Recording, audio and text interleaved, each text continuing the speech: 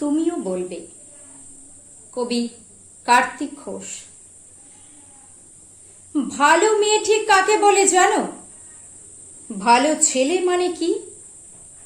তুমিও বলবে সহজ প্রশ্ন, মাপকাঠি একটি। যে মেয়ে পেয়েছে অঙ্কে 100, যে ছেলে ভূগোলে সেরা, তারাই তো ভালো, সবাই বলছে হীরের টুকরো এরা।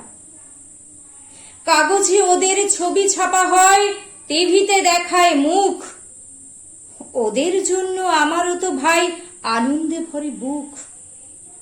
তবু কেন জানো তোমাকে বলছি, দেখে শুনে পাই ভয়। শুধু এত এত নম্বর পেলে ভালো ছেলে মেয়ে হয়? আচ্ছা ধরো না, যে মেয়ে পেয়েছে অঙ্কে অনেক কম, তার গান শুনে মুগ্ধ সবাই, হাততালি হরদম।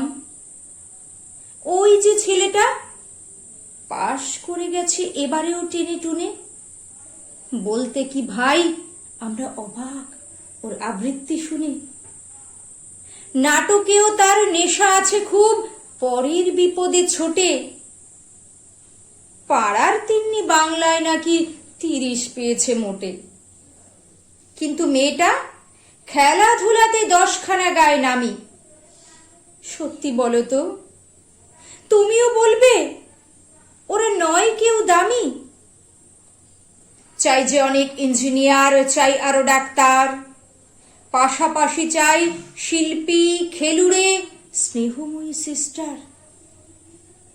কম নম্বর পাওয়া ছেলেটাই কারিগর বলি আজ। দেশটা গড়তে তার হাতে দেখো কত দরকারি কাজ।